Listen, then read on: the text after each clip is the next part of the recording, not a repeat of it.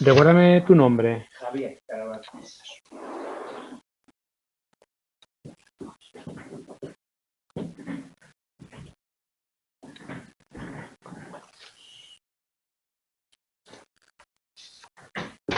Vale.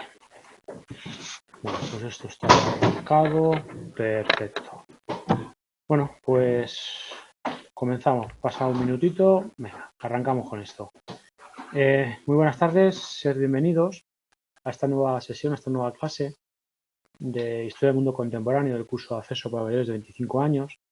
Sesión en la que vamos a hablar de la Guerra de Independencia y del reinado de Fernando VII.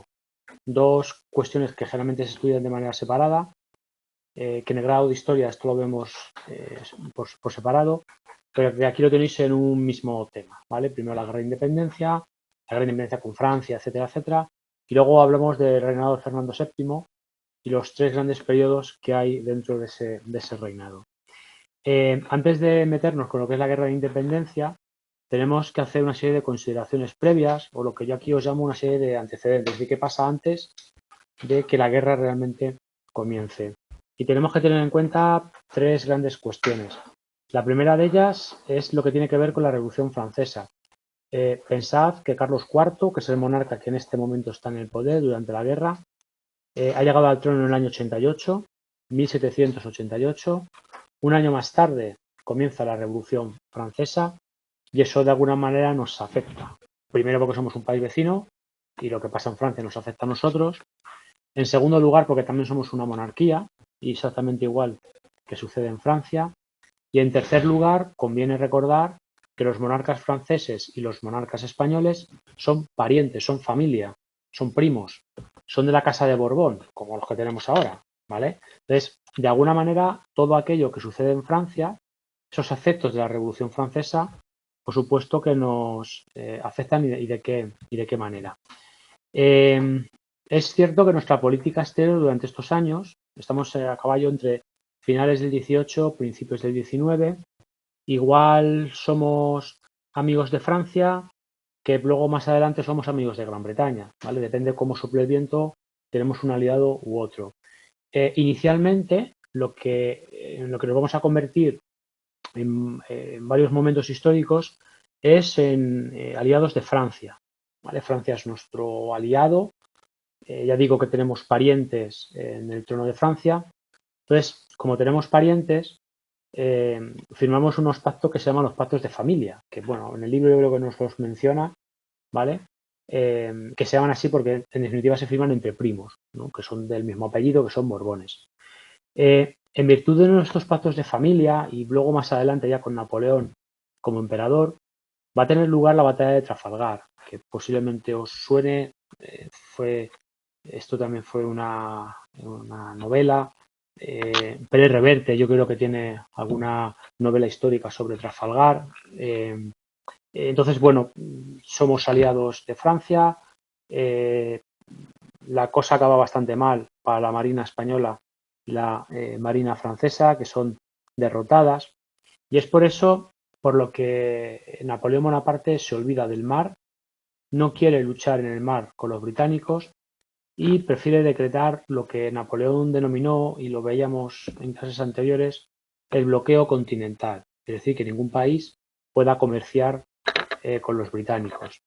Un país europeo decide que no va a hacer ningún caso a esto del bloqueo continental, que ellos van a seguir comerciando con los británicos, y ese país es Portugal. Bien, Napoleón entiende que hay que invadir Portugal como sea, y por lo tanto necesita llegar a algún tipo de acuerdo con España para que España permita que las tropas francesas crucen los Pirineos, crucen todo el territorio de España y lleguen hasta Portugal, ¿vale? Aparentemente es lo lógico y es algo sencillo, repito, porque somos aliados de los franceses. Os hablo un momento de Godoy. Godoy, personaje importante, tremendamente importante, que en algún momento incluso llega a tener más poder que el propio monarca, ¿vale? Se dice que además es íntimo amigo de la reina y que, bueno, por diversas circunstancias se convierte en el hombre más poderoso del país. Eso hace que los franceses negocien con Godoy. ¿Qué pasa? Tengo la luna de Azuqueca que no consigo que conecte. Déjame que le guíe una cosa. Vale, configuración. Entonces a la izquierda, red e internet. Vale, red e internet. Vale, ya sé lo que te pasa. Vale. Tienes a la izquierda red e internet y te sale Ethernet conectado, tal, no sé qué, abajo Wi-Fi y debajo de Ethernet otra vez. Ahí es donde tienes que hacer clic. Vale, configuración. A la izquierda, red e internet. ¿Vale? Y ahí pone Wi-Fi y debajo Ethernet otra vez. Pues ahí es donde tienes que dar en Ethernet.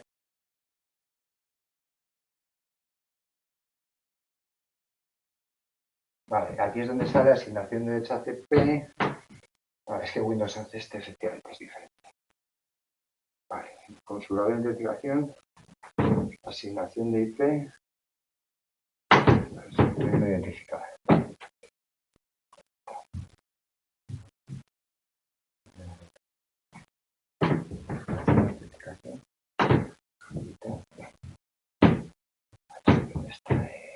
Windows 11.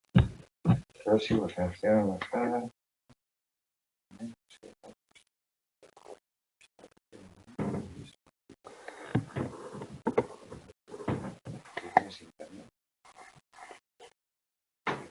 No identificada. Estamos haciendo no identificada. Propiedades.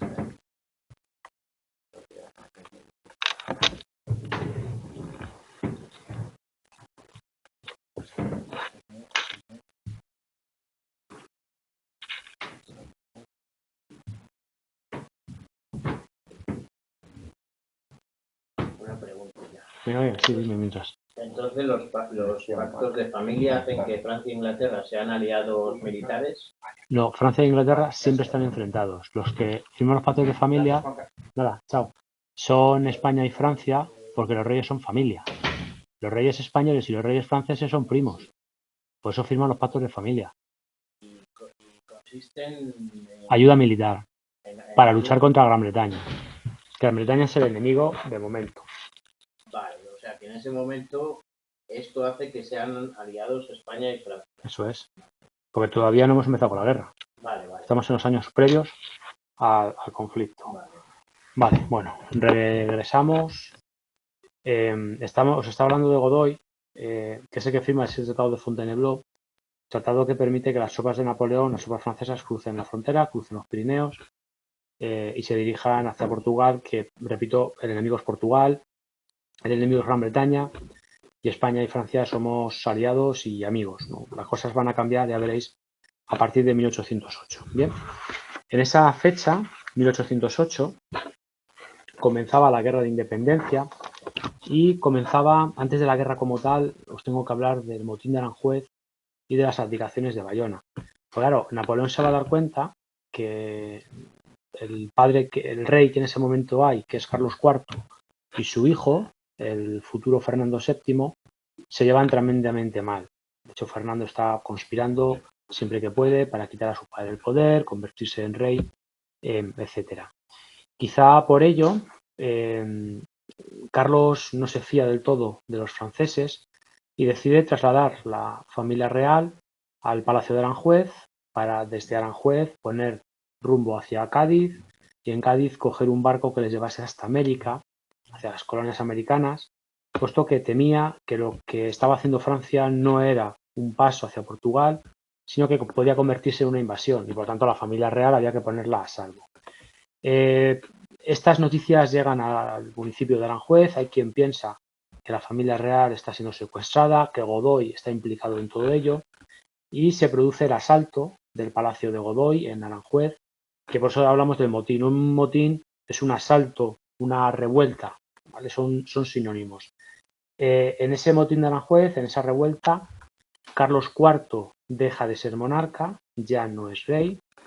Godoy salva el pescuezo de milagro. La multitud quería lincharle, ahorcarle, etc. Bueno, y al final no pasa nada. Y de esta manera Fernando se convertía en rey. ¿Vale? Repito, motín de Aranjuez, Carlos IV ya no es rey de España, y rey de España se convierte el que conoceremos como Fernando VII, y del cual hablaremos luego en la segunda parte del tema la dedicaremos todo a Fernando VII. Bien, Carlos, por supuesto, no se va a quedar de brazos cruzados, entiende que esta situación es injusta y empieza a hablar con Napoleón para que le devuelva el trono, para que intente convencer a su hijo, etcétera. Y en ese momento Napoleón lo ve claro. Ve que el trono español tiene, por así decirlo, dos candidatos, padre e hijo, que ambos están enfrentados y Napoleón piensa que si mueve bien las piezas, si juega bien sus cartas, puede quedarse con el trono de España y, lo que es más importante, puede quedarse con todas las colonias españolas que tenemos en América, ¿vale? Donde América, continente americano, pues si quitas Estados Unidos y Canadá en el norte, quitas Brasil, que es territorio portugués, quitas alguna pequeña islita también británica en el Caribe, todo lo demás pertenece a la corona española. Entonces, ser rey de España tenía un premio extra, que era el poder ocupar todos estos territorios en el continente americano. Napoleón, juega bien sus cartas y decide convocar a la ciudad de Bayona. Bayona está en el País Vasco francés, muy cerquita de la frontera, pero esto es Francia. Actualmente sigue siendo Francia. Y convoca allí al padre y al hijo, es decir, convoca a Carlos y convoca, a Fernando. A los dos les hace abdicar. Abdicar significa dejar el trono. Primero Fernando y luego posteriormente Carlos. Es decir, de manera, diríamos, legal, Fernando ha dejado el trono, ha abdicado, se olvida de ser rey de España de momento. Carlos hace lo mismo, lo cual, fijaos qué curioso, ¿no? España sigue siendo una monarquía, pero no tenemos rey. Bien, Napoleón entiende que eso es perfecto, que el trono quede vacío, para colocar a su hermano José I como rey de España, y de esta manera España pues ya pasa a ser un territorio ocupado por Francia, controlado desde París, con un hermano del propio Napoleón.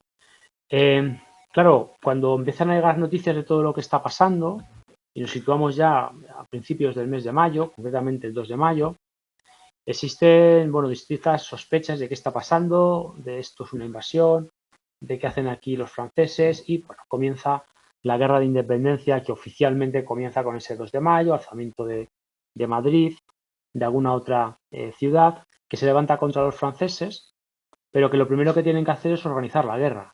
España no está preparada para hacer frente al imperio napoleónico, al ejército napoleónico. Nuestro ejército parcialmente no existe, ha sido licenciado por orden de Napoleón, han abandonado las armas. Bien, entonces hay que organizar esto de algún modo. Por eso que empezamos a organizarnos mediante juntas locales. De juntas locales pasaríamos a juntas provinciales.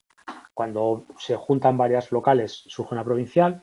Incluso luego al final tenemos una Junta Central Suprema, que diríamos sería como el gobierno de ese momento, ¿bien? Y cuyo objetivo prioritario es organizar la guerra. Y dentro de organizar la guerra, una cosa tremendamente importante es buscar ayuda internacional. Si queremos ganar a Napoleón, si queremos ganar a Francia, necesitamos la ayuda de alguien. Nosotros solos no vamos a hacerlo, ¿vale? Y como os podéis imaginar, a donde acudimos en busca de ayuda, apoyo, etcétera, es por supuesto a Londres, a los británicos, a los cuales les pediremos ayuda para que nos ayuden a derrotar a Napoleón, algo que luego sucederá a partir de 1814, ¿vale?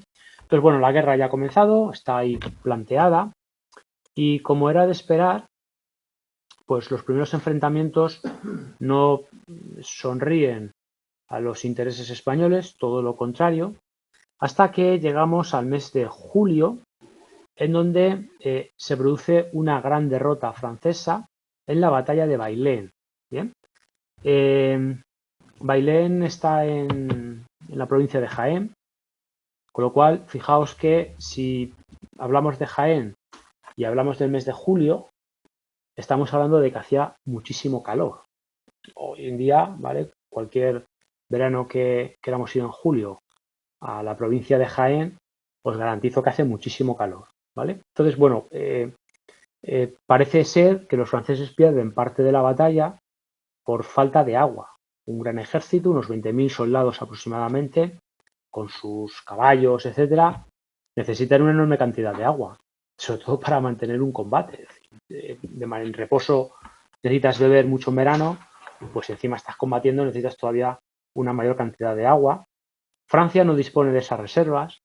De hecho, está peleando en una zona que no conoce, está fuera de Francia, no tiene ningún recurso, no tiene facilidad para encontrar agua, mientras que las tropas españolas, que muchos son voluntarios andaluces, pues conocen perfectamente la zona, el entorno, cuentan con la ayuda de la población civil de Bailén y de algún otro municipio de la zona, de manera que Bailén se convierte en una gran victoria para el ejército español o en una gran derrota, depende de cómo lo queráis mirar, para el general Dupont, para los militares franceses.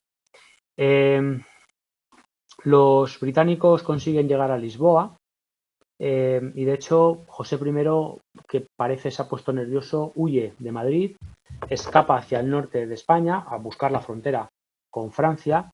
Por si acaso esto se pone complicado, pues bueno, poder cruzar la frontera y ponerse a salvo, ¿vale?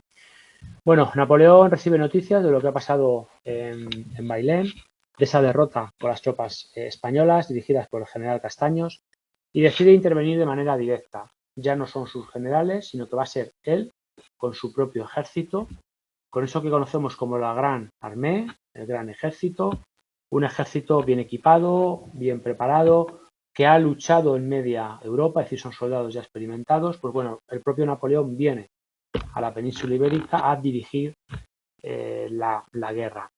Y como era previsible, pues esto cambia de sí, ¿vale? Francia de nuevo ocupa toda la península ibérica, ocupa primero Madrid, ocupa la capital, expulsa a los británicos de Galicia y les echa hacia la costa portuguesa, avanza hacia el sur, ocupa toda Andalucía, de manera que a la altura aproximadamente de 1810 toda la península ibérica está ocupada por Francia, excepto dos zonas muy concretas. No han ocupado Lisboa y tampoco han ocupado Cádiz. Luego veremos qué pasa en Cádiz y la importancia que tiene Cádiz en todo este proceso, no solamente de la guerra, sino de la elaboración de la que será la primera constitución de nuestro país, que es la Constitución de 1812, la conocida popularmente como la Pepa. Se aprueba un 19 de marzo, ya sabéis, el día de San José, día de los Pepes y de las Pepas. Entonces, como es una constitución que nace el 19 de marzo, no nos rompemos mucho la cabeza para ponerle un nombre y llamamos la Pepa, ¿vale?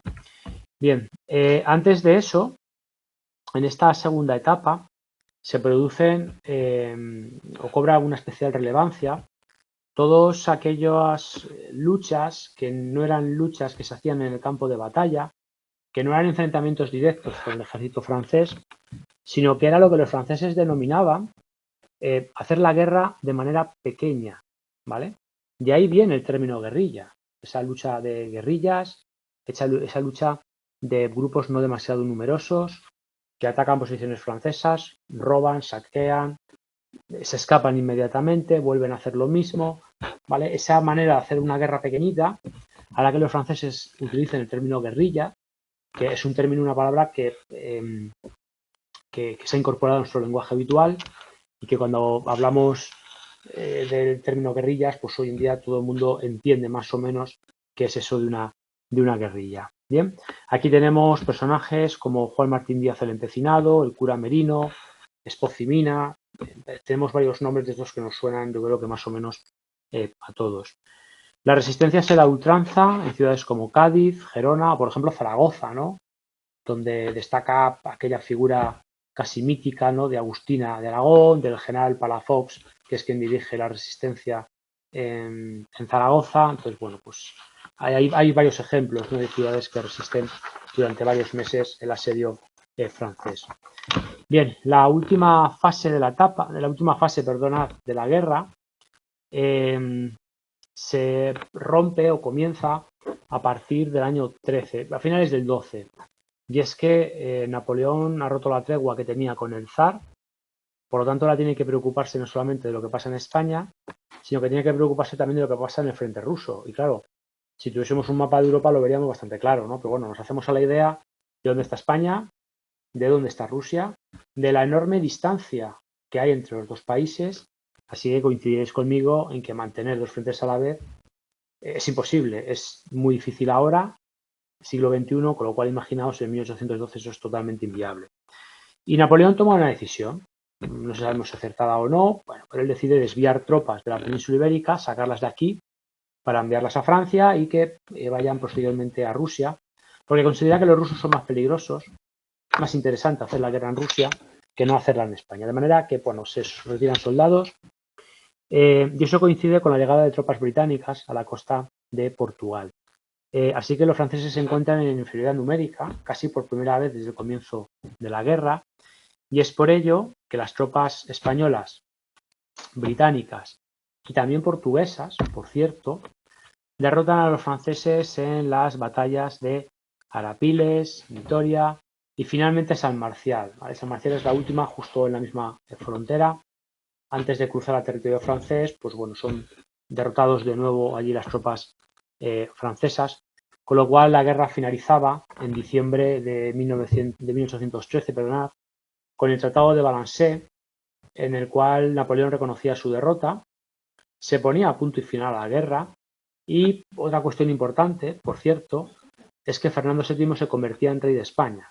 Lo había negociado con Napoleón y se convertía en rey de España, aunque Carlos IV no había muerto todavía, es ya mayor, si es cierto, pero bueno, es Napoleón y Fernando quien decide quién va a ser el futuro rey de España. Bien, la guerra la dejamos acabada. Vamos a ver qué pasa con las Cortes de Cádiz y nos metemos luego con el reinado de Fernando VII. Bueno, antes hemos dicho que con el comienzo de la guerra en España hay una sensación de vacío de poder. Nadie manda, no hay gobierno. El rey Fernando VII está encarcelado en el sur de Francia, en un gran castillo donde se ha retirado. Unos dicen que encarcelado, otros dicen que colaborando con Napoleón. En fin, el caso es que no está aquí.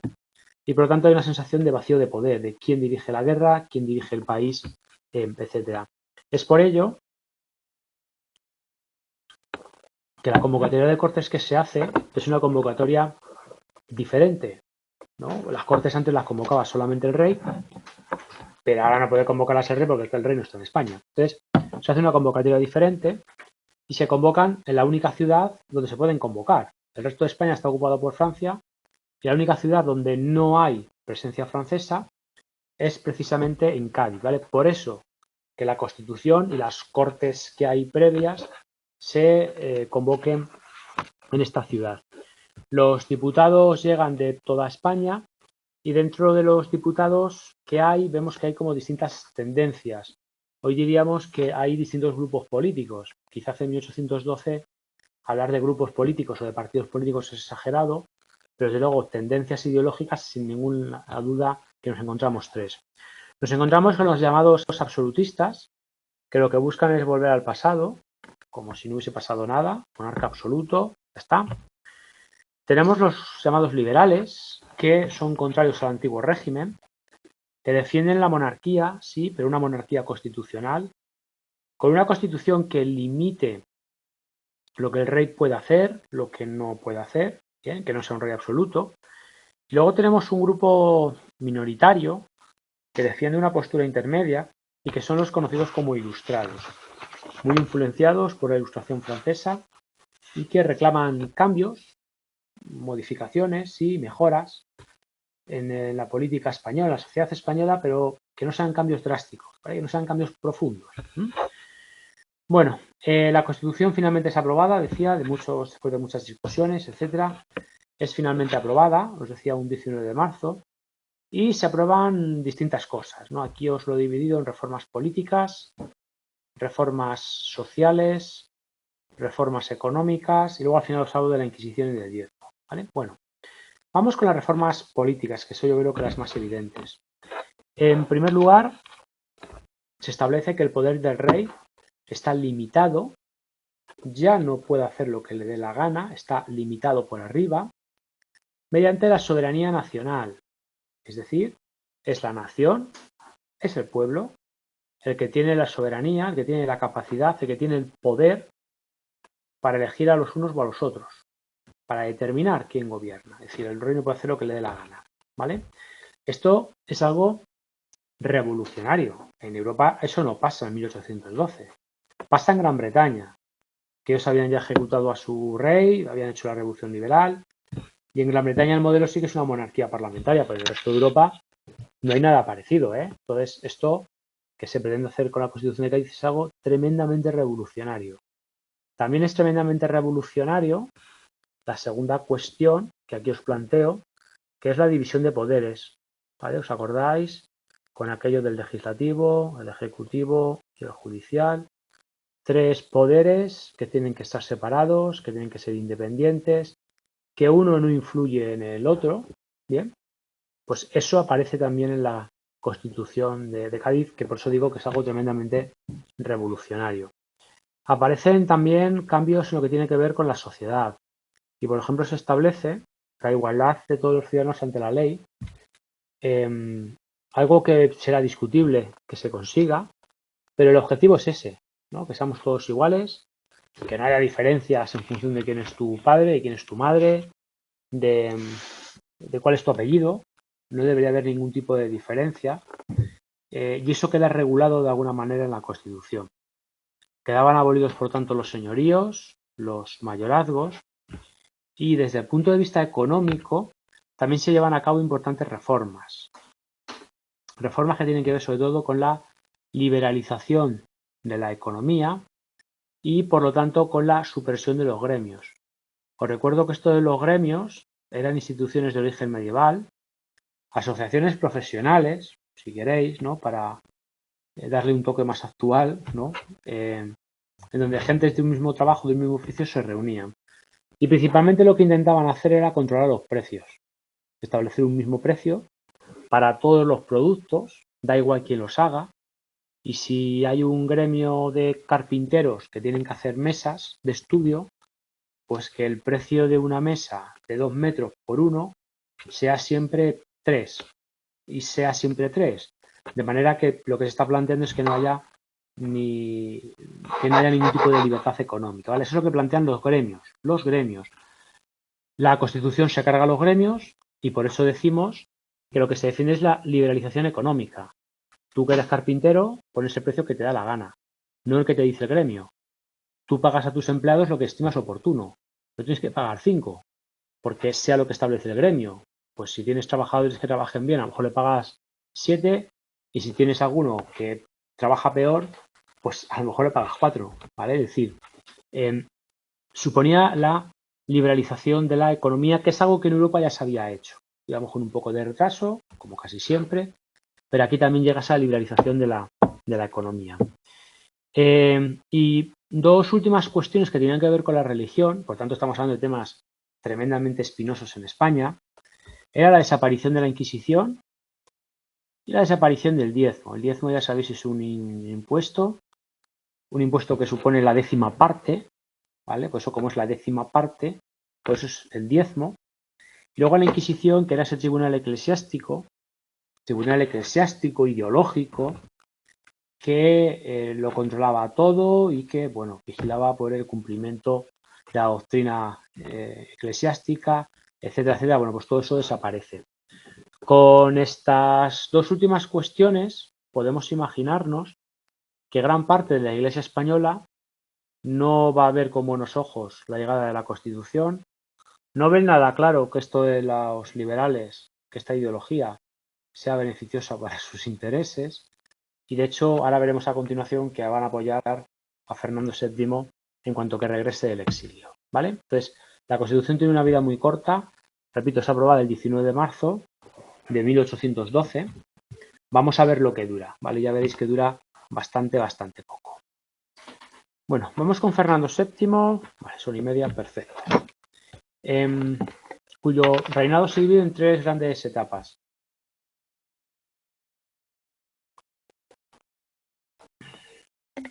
El llamado periodo absolutista, llamado así, porque son los absolutistas los que están en el poder, donde no hay constitución, de hecho ha sido derogada, ¿vale? Lo veis aquí.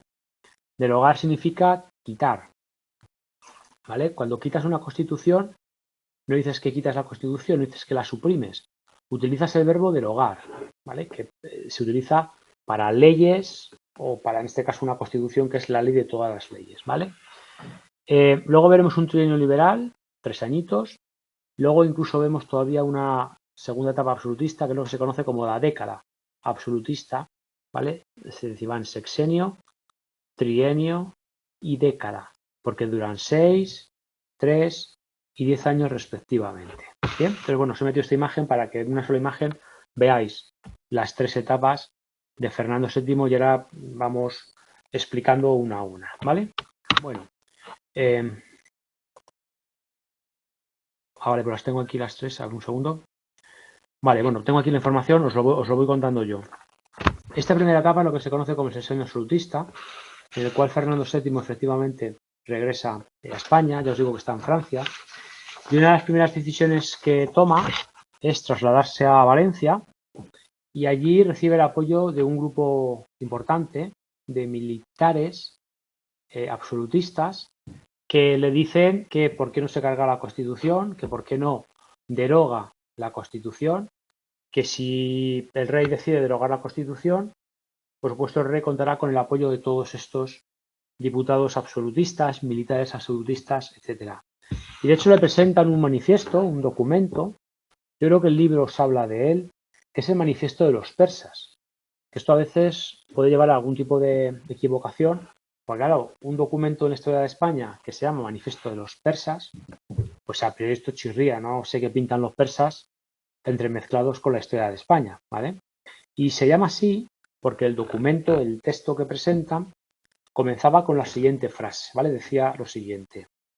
Era costumbre entre los antiguos persas pasar varios días de anarquía después de la muerte del rey. ¿Vale? Luego continuaba. Entonces, como comienza de esa manera, empezó a ser conocido popularmente como el manifiesto de los persas, ¿vale? Pero que esto hay que explicarlo porque si no, alguien se preguntará qué pintan los persas en la historia de España en el siglo XIX. Pues pintar no pintan absolutamente nada, solo que comenzaba el texto con esa primera frase que os decía.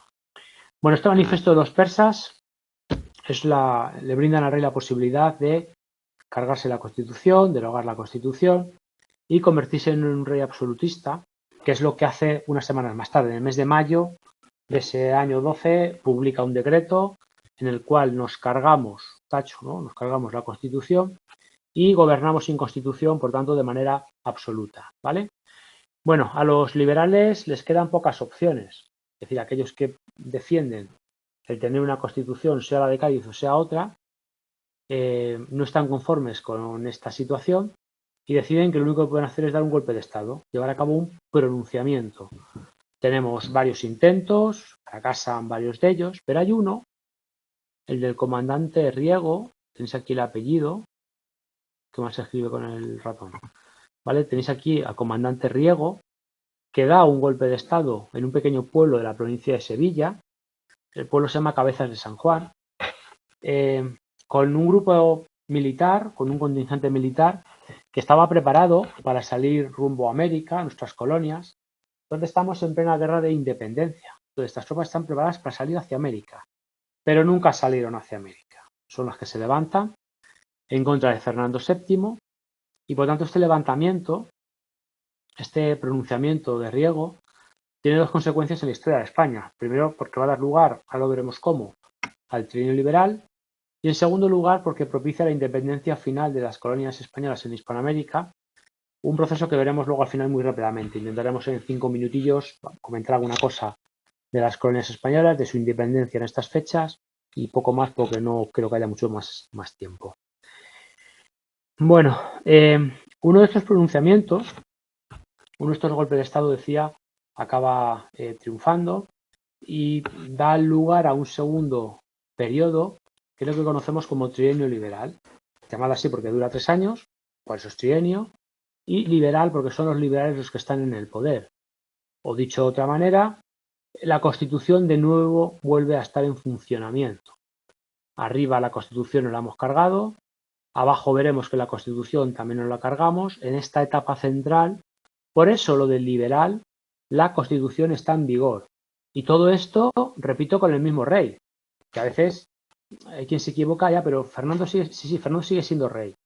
Y alguno dirá, pero si aquí se ha cargado la Constitución, ¿cómo es que sigue siendo rey ahora con la Constitución? Pues a ver, sigue siendo rey obligado por las circunstancias. De hecho, él publica un decreto para despejar dudas, bueno, despejar dudas o no, no sé, en la que dice algo así como: caminemos todos y francamente yo el primero por la senda constitucional. Es decir, a entender que, bueno, que lo de derogar la Constitución que era poco menos que una broma, que no lo tomemos en serio, que es un monarca liberal y que firma la Constitución donde haga falta, ¿vale? En el fondo lo que es un mentiroso y lo que está haciendo es ganar tiempo para que las potencias europeas de la Santa Alianza puedan intervenir en España y puedan restaurar eso que estábamos llamando anteriormente como absolutismo. Esa intervención tiene lugar a partir de 1823. En el 22, en el Congreso de Verona, se habla de ello y finalmente se decide que sea un contingente militar francés el que cruce la frontera y el que intervenga, ¿no?, en España para colocar de nuevo a Fernando VII como rey absolutista. Este ejército francés que envía a la Santa Alianza se conocerá como los 100.000 hijos de San Luis, un nombre que evidencia que eran muchos, nunca fueron 100.000, eran bastantes menos, pero bueno, como eran muchos, una cifra así redonda que asuste, 100.000. Y decimos lo de San Luis porque son franceses. Y los reyes de Francia, la inmensa mayoría, el nombre es Luis. Entonces, como son franceses, se les llama de San Luis. Y como son muchos, se les pone 100.000, ¿vale? Entonces, ese es el ejército que aquí aparece, de los 100.000 hijos de San Luis, que obliga a los liberales a escaparse, se carga la Constitución y de nuevo España vuelve a una situación en la que los absolutistas están en el poder. Los liberales ahora son perseguidos, algunos de ellos son ejecutados, otros son enviados a la cárcel, algunos escapan de España y nunca regresaron. Y bueno, cada uno salvó el pellejo como buenamente pudo. Claro, en este periodo de la historia de España deberíamos estar en plena reforma económica, con cambios importantes, con industrialización, etcétera. Y sin embargo, pues ya veis con qué follones estamos. No estamos, yo creo, para modernización de nada, no estamos para mejorar nuestra economía, para mejorar nuestra industria, estamos, pues fijaos, con guerras, cambios de gobierno, golpes de Estado, etcétera, etcétera, ¿vale? Bueno, un nuevo golpe de Estado, decía, de los 100.000 hijos de San Luis, que hace que los absolutistas de nuevo lleguen al poder, comenzando lo que se conoce como la década absolutista. Una primera cuestión importante de estos 10 años, y según van avanzando los años 20, es que Fernando VII no ha tenido descendencia masculina. Recalco lo de masculina, ¿vale? Porque hija sí que tiene dos. Tiene la mayor, Isabel, la que luego será Isabel II, que nace en 1830, y luego a la infanta Luisa Fernanda, que es un poquito más joven, no sé si se llevan 3 años o algo así, me parece. Bien. Y esto tiene su importancia, porque veréis, de momento en España parece ser que está en vigor la ley sálica, con L, S-A, lica, una ley de origen francés que impedía que las mujeres pudiesen ser reinas de España. Reinas, ¿vale? Claro, esta ley digo que es algo que viene de Francia, porque de hecho en la Castilla de la Edad Media no había habido ningún problema para que las mujeres fuesen reinas, tal y como demostró Isabel la Católica allá en el siglo XVI, ¿vale? Es decir, que eso de que las reinas, si bien digo las reinas, sean mujeres, en Castilla esto había pasado, no sucede nada, pero en Francia no era tan habitual, ¿de acuerdo? Entonces se había elaborado una ley, la ley sálica, que impedía que las mujeres pudiesen gobernar. Fernando VII sabe que no va a tener más descendencia, que solo tiene 2 hijas, y piensa, o cambio la ley, o mis hijas nunca van a ser reinas de España, ¿vale? Y el rey hubiese sido mi hermano, el hermano de Fernando, que es un tal Carlos María Isidro. Este es el origen de las llamadas guerras carlistas, llamadas así porque defienden que un tal Carlos se convierta en rey de España, ¿vale? Bien, Fernando, digo, decide cambiar esa ley y redacta, veis aquí el nombrecillo, lo de pragmática sanción. Bien, un documento, una ley que se olvidaba la ley sálica, nos olvidábamos de aquello de que las mujeres no pueden ser reinas de España y a partir de ahí se permite que efectivamente las mujeres puedan convertirse en reinas de España. Fernando muere finalmente en el 33, Isabel tiene 3 añitos, es coronada reina de España, lo que pasa que de momento ya no va a reinar, sino que va a ser su madre, María Cristina, la que ocupe el poder durante 7 años hasta el 40 como regente, y luego será el general Espartero el que ocupe la regencia de nuestro país, también luego hasta la llegada de los moderados. Esto lo veremos, este es el final de este tema. Al principio del 5 volveremos a incidir sobre ello. Veremos en ese tema 5 cómo de la lucha entre Isabel, o sí, bien digo Isabel, aunque es una niña, pero lo que representa a Isabel, lo que representa a su madre, con su tío Carlos María Isidro, ese será el origen de esa primera guerra carlista, en donde se está disputando quién va a ser el futuro rey de España y cómo aquello se va a enfocar. Porque no solamente es una cuestión de quién es el rey, sino es una cuestión mucho más de fondo, de cuál es tu programa político, tú qué defiendes, tú qué quieres hacer. Y uno de ellos es un monarca liberal, no hay ninguna duda. Y en el caso de Carlos María Isidro, todo lo contrario. Defiende ciertos valores ligados a la Iglesia, al tradicionalismo, al absolutismo, etcétera, etcétera. Entonces, esto lo dejamos justo ahí. Muerte de Fernando VII, primera guerra carlista, ¿vale? Y ahí nos quedamos para dentro de 15 días. Nos quedan 5 minutillos para ver la independencia de las colonias americanas, un proceso que comenzaba en 1808, justo con el comienzo de la guerra de independencia aquí en España, en la península ibérica, y que siempre antes de explicar en qué consiste, etcétera, señalamos una serie de factores, ¿vale? Yo aquí os voy a destacar 1, 2, 3, 4 grandes factores. El primero de ellos son las ideas ilustradas, la difusión de las ideas ilustradas. Eso de división de poderes, eso de soberanía nacional, es algo que defienden los americanos y que al principio choca con que España siga controlando estos territorios. Tenemos un segundo factor que tiene que ver con lo que ha pasado en Estados Unidos, que han conseguido la independencia de Gran Bretaña, y hay quien se plantea que si los británicos han conseguido la independencia, los norteamericanos, no sé qué he dicho, los norteamericanos han conseguido la independencia de los británicos, ¿por qué los americanos del sur o de Centroamérica, por qué no van a conseguir la independencia de España?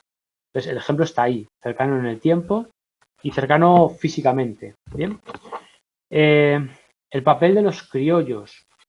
Un criollo, dicho de una manera muy sencilla que lo entendamos todos, es el hijo de un español, de una española, pero que ha nacido en América. Como ha nacido en América, ya no es peninsular, ya no es español, diríamos, 100%, es criollo.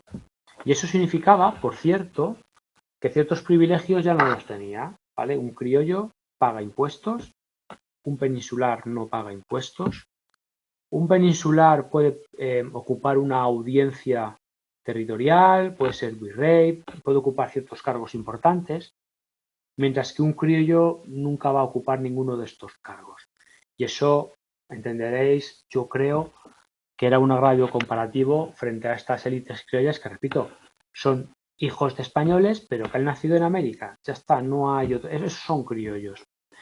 Bien, teniendo en cuenta todo esto y teniendo en cuenta el apoyo de Francia y Gran Bretaña a la causa de los colonos de las futuras repúblicas de Hispanoamérica, comenzaba la guerra con 2 etapas claramente diferenciadas.